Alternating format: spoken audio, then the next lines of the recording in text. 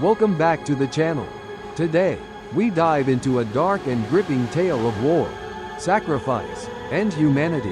When brutal attacks at Tau Ceti ignite a chain of retaliation, Lieutenant Talbot and his fearless Marines are thrust into a desperate battle to save innocent lives, and face impossible choices that will haunt them forever. Blood will be spilled, but deeper scars will be carved into the soul. What price must be paid for mercy in the midst of war? Stay with us as we uncover a story of raw courage, bitter lessons, and the fragile thread of compassion that refuses to break.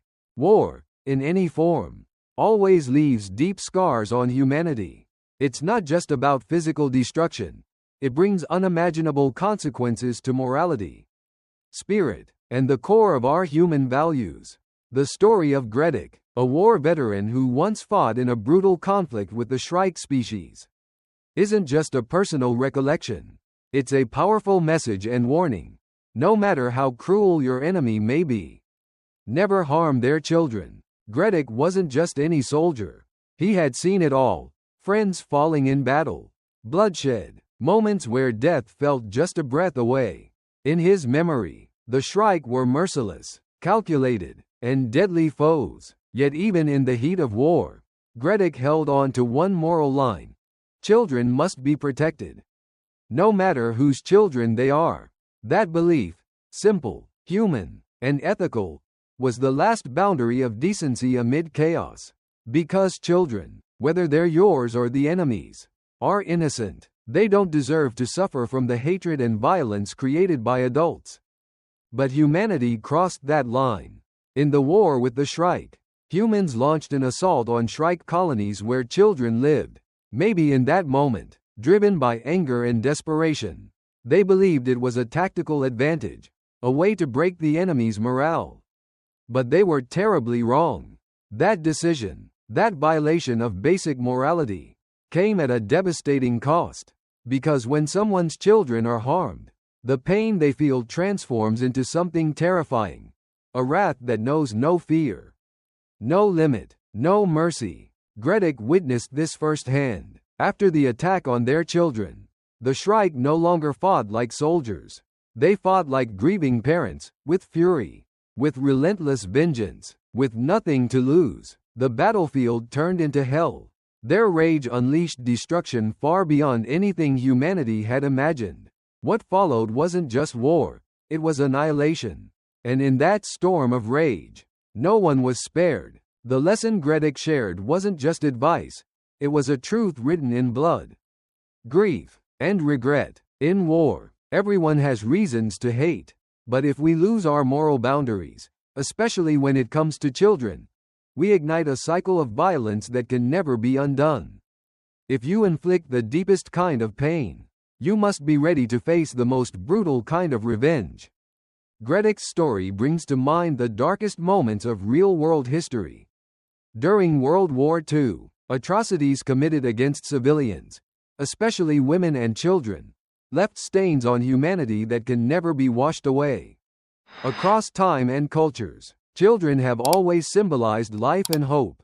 When war destroys them, it's not just killing lives, it's extinguishing the future. War is always a double-edged sword, swift, brutal, and full of devastating consequences. In the fierce conflict between humanity and the shrike species, one critical mistake led to a devastating event at Tau Ceti, where humanity was forced to confront the painful aftermath of its own actions. After humans broke ethical boundaries and attacked shrike colonies that included children, they paid a heavy price. Human children were abducted, dragged into the darkness of vengeance. This was no longer a strategic military engagement, no longer a clash of armies. The counterattack at Tau Ceti was deeply emotional, a raw scream from those who had lost their young, a mirror reflecting the despair and rage that humans themselves had inflicted. And this time, it was humanity that tasted the overwhelming grief. Children, the symbol of life, of hope, had become pawns in the grim theater of war. The entire interstellar network reeled from the blow. Images of children torn from their families, broken distress signals, and haunting news reports stirred a tidal wave of anguish and outrage across every human colony. That rage wasn't just directed outward, it turned inward too. Had humanity gone too far? In the midst of the chaos, one man rose like an unquenchable fire, Lieutenant Talbot. He didn't wait for orders. He didn't open negotiations. He didn't consider politics. He had one single goal: rescue the children at any cost. For Talbot, this war was no longer about honor, territory, or power. It was the battle of a father, a soldier, a human being against the helplessness that war creates. The rescue mission at Tau Ceti was launched quietly but with unshakable force. Talbot wasted no time, fully aware that every passing second meant another thread of life slipping away from the captured children. His resolve was born not of ambition but of unconditional love and responsibility.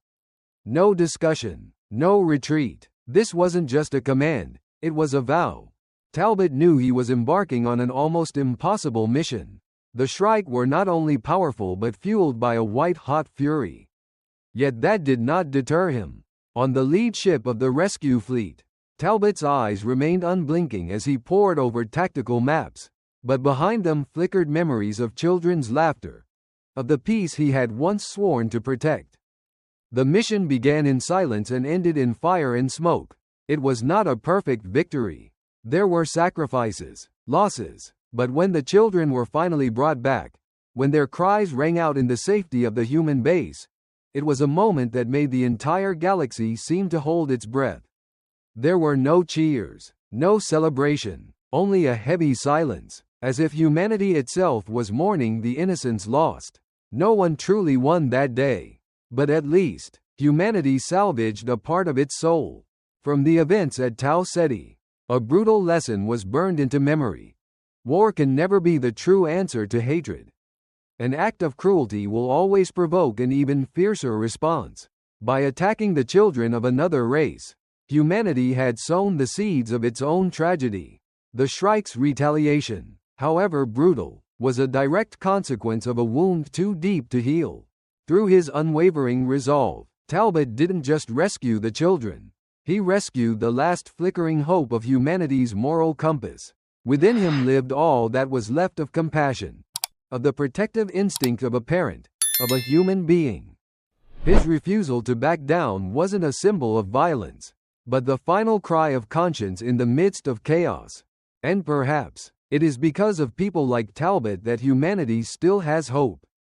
Hope that no matter how far war may push us, there will always be those willing to stand, not to kill, but to save, not to avenge, but to break the endless cycle of pain.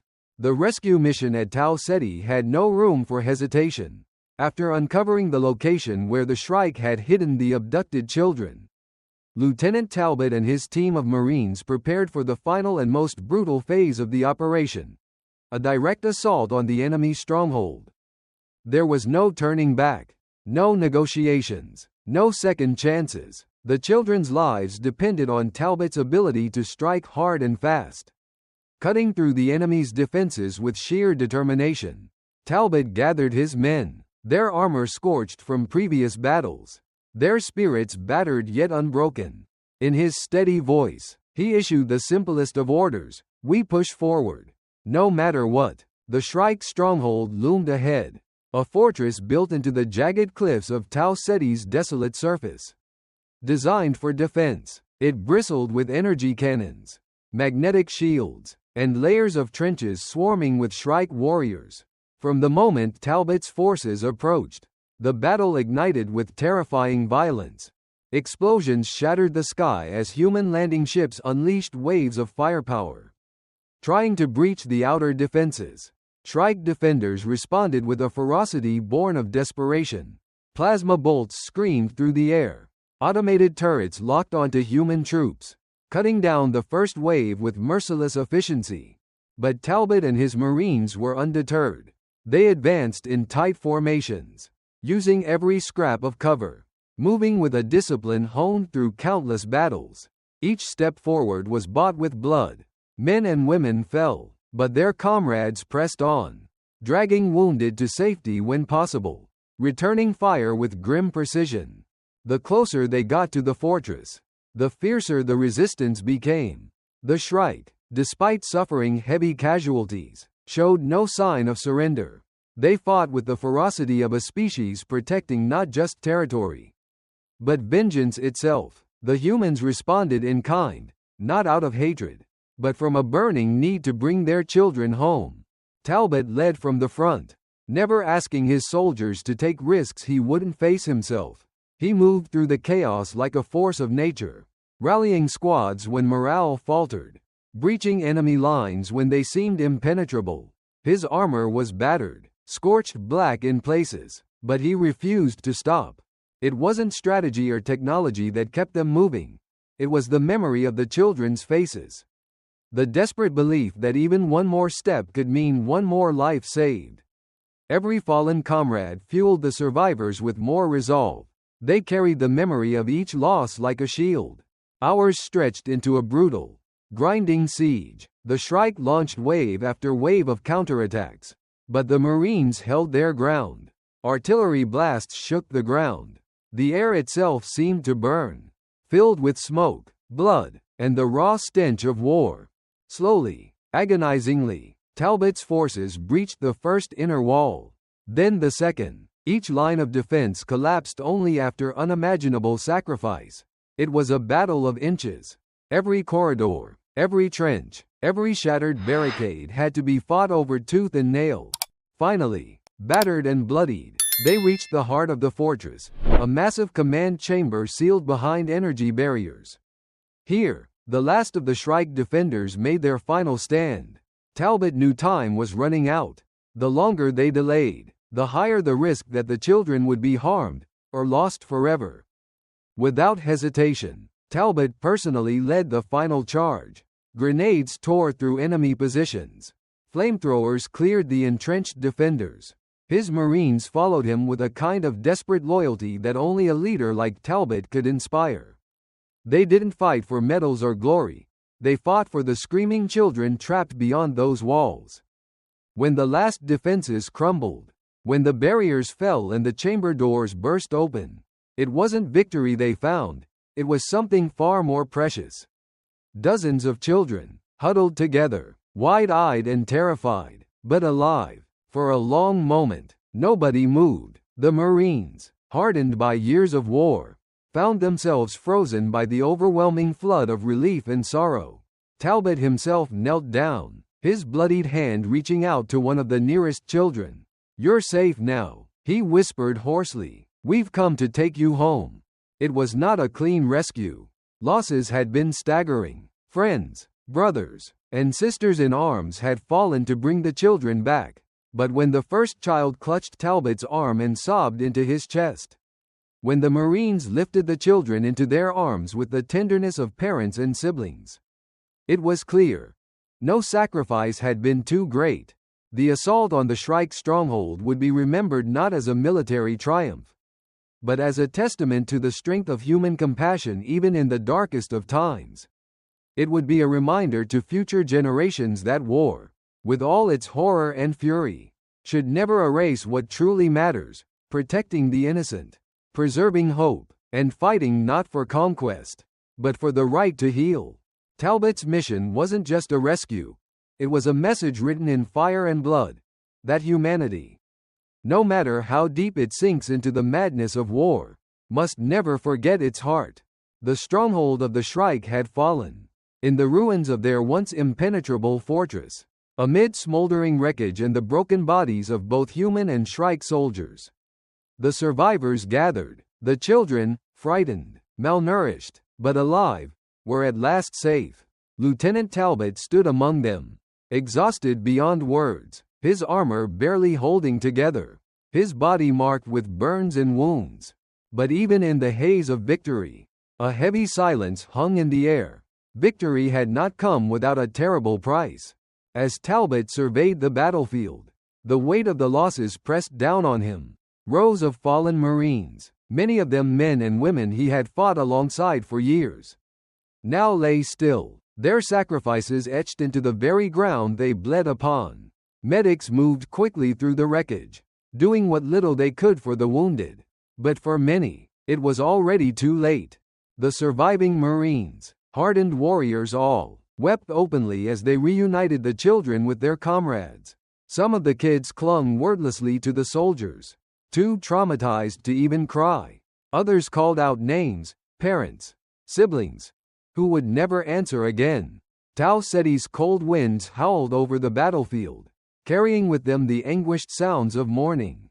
Talbot knew they had achieved their objective, but he also understood that what had been won here today was no cause for celebration. This was the kind of victory that left scars deeper than any wound, marks on the soul that would never fully heal. He wondered if the children, even when grown, would ever truly escape the shadow of what they had endured, and what so many had died to undo. He gathered his officers, their faces hollow from fatigue and grief. The mission was not yet over. They had to evacuate the children quickly, before Shrike reinforcements could arrive. Every second wasted was a new risk. Despite their battered state, the Marines moved with urgency, forming protective formations around the children, ready to defend them with their lives if necessary. As the evacuation transports descended through the smoke-filled sky, Talbot lingered behind for a moment, scanning the battlefield one last time. He knew that while the Shrike stronghold had been destroyed, the war itself was far from over. There would be retaliation. There would be more bloodshed. Yet in this moment, he had done what he set out to do. He had honored the promise he made when the first child was taken, that humanity would never abandon its own. The children were loaded onto the transports first, wrapped in thermal blankets, comforted by the few uninjured Marines who could still offer smiles. Talbot himself boarded the final shuttle, slumping into a seat near the rear, cradling a sleeping child against his chest. He had no strength left for speeches or commands, only the silent, burning memory of those they had lost, and the fragile hope that maybe, just maybe, saving these children would help heal some of the wounds the war had carved into all of them. The journey back to the fleet was somber. No cheers, no loud celebrations greeted them. Instead, the halls of the ships echoed with quiet sobs and murmured prayers. The children would need time, care, and love to recover. So would the soldiers. In the days that followed, as the fleet prepared for its next grim deployment, Talbot found himself called upon to speak at the memorial for the fallen. Standing before rows of caskets draped in the human flag, he struggled to find the words that could encompass the cost of the battle. His voice, when it finally came, was low but steady. We are soldiers. We are taught to endure loss, to steel ourselves against grief. But we are also human. We fight not because we love war, but because we love what war threatens to destroy. He paused, letting the weight of that truth settle over those gathered. Today we mourn. Today we remember, not just the price we paid, but the reason we paid it. For the children, for the future, for the hope that, someday, wars like this will no longer be necessary. There was no applause, only the soft sound of weeping, and the bitter, silent determination that such sacrifices would not be forgotten. For Talbot and his Marines, the battle at Tau Ceti would forever define them. They had stared into the very heart of cruelty and refused to let it claim the innocent. In doing so, they had upheld the most sacred duty of any warrior, not to destroy, but to protect. As the ships turned their course toward the next front of the war, Talbot looked out into the cold stars. Somewhere out there, more battles awaited, more loss, more pain. But somewhere, too, a group of children slept safely, free from the terror they once knew. That thought alone gave him the strength to face whatever came next. Because in the end, it was not victory that defined them, it was mercy. It was the unbreakable will to defend the light, even when surrounded by darkness. And for that, Talbot knew, they had truly won. Time passed, but the battle at Tau Ceti remained etched in every survivor's memory like an open wound that refused to heal. For Lieutenant Talbot, the mission had been a defining moment, not just as a soldier, but as a human being. Yet as the fleet pushed deeper into Shrike territory, a hard truth became clear. The war was far from over, and its brutality was evolving. The Shrike, enraged by the destruction of their stronghold and the rescue of the human children, retaliated with an intensity humanity had never seen before. No longer were their attacks calculated or strategic. They were acts of pure vengeance. Civilian colonies were targeted, hospitals were bombed, transport ships carrying refugees vanished without a trace. Talbot watched grimly as reports flooded in day after day, each one worse than the last. He felt the seeds of hatred taking root among his own ranks. Marines who had once fought to protect the innocent now spoke openly of revenge. Some squads began launching preemptive strikes against Shrike civilian centers, justifying the bloodshed as necessary retribution. Talbot knew this was the beginning of a dangerous cycle, the very lesson he had learned long ago, and had been reminded of so brutally at Tau Ceti. Violence, when left unchecked, bred more violence. Retaliation only fed the flames. At a strategy council aboard the command carrier Resolute Dawn, Talbot stood before the high brass and spoke what many dared not say. His voice was hard with conviction. "If we become like them," he said, "if we lose sight of why we fight, then we've already lost. No matter how many battles we win." Some nodded in agreement. Others glared at him with barely concealed disdain. To them, mercy was weakness, compassion was a liability. But Talbot refused to back down. He remembered the faces of the children they had saved, the tears of gratitude, the silent hope rekindled in their eyes. That was the real reason they fought, not for revenge, not for conquest, but to preserve the humanity that the Shrike sought to destroy. Word of Talbot's stand spread among the fleet. Some ridiculed him, calling him soft. Others quietly rallied behind him, believing in his vision of a future where humanity would not lose its soul to endless war. To prove that principle, Talbot volunteered his battalion for a dangerous mission: the capture, not destruction, of a key Shrike listening post on the edge of the frontier. Intelligence suggested that the post housed non-combatants, engineers, workers, and their families. A standard operation would have simply bombed the installation from orbit. Talbot insisted on a ground assault, minimizing civilian casualties. It was a brutal operation. The Shrike fought desperately to defend the station. Talbot's Marines suffered heavy casualties once again. But when the dust settled, they had taken the post intact, and dozens of Shrike civilians surrendered peacefully.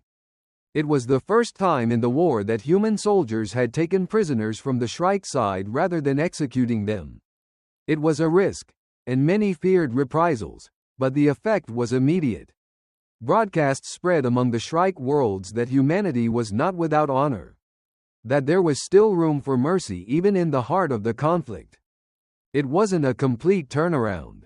There were still battles, still massacres, still atrocities on both sides.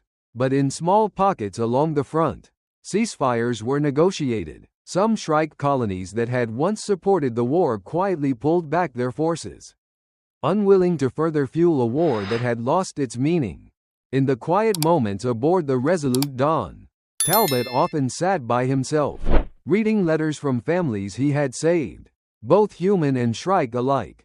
He would trace the childish scrawl of a thank you note with calloused fingers, wondering how much longer the war would grind on, and whether his small efforts could really make a difference. Gredick, the old veteran who once warned Talbot during his training, visited the fleet on a rare inspection tour. Over a sparse meal in the officers' mess, he looked Talbot in the eyes and gave a grim smile. "You remembered the lesson," Gredick said. "Most don't." Talbot nodded. "It's hard, harder than fighting. Sometimes. The hardest fights always are," Gredick replied. "The fight to stay human." As the war dragged into another year, Talbot and his Marines continued to embody that struggle. They fought fiercely, but not cruelly. They saved those they could. They spared who they could. And slowly, painfully, their example began to change the nature of the war itself. By the time peace was finally negotiated, It was not because one side had utterly destroyed the other. It was because enough soldiers on both sides remembered why they fought in the first place, and refused to let hatred consume them completely. Talbot never considered himself a hero. When he returned home, older and wearier than he ever thought possible, he often visited the war memorials and sat for hours in silence, thinking about those who had not made it back, thinking about the children of Tau Ceti, thinking about the fragile, precious thing called humanity they had all struggled to protect. War had carved deep scars into his soul, but it had also taught him that mercy, even when surrounded by blood and fire, was the most powerful weapon of all. And in that hard-won truth, there was hope for a better future. The war between humanity and the Shrike finally staggered toward an uneasy end. A fragile ceasefire spread across the stars like a wounded bird trying to mend its broken wings. But for those who had fought, like Lieutenant Talbot, the peace was not an instant salvation, it was a slow, painful reckoning.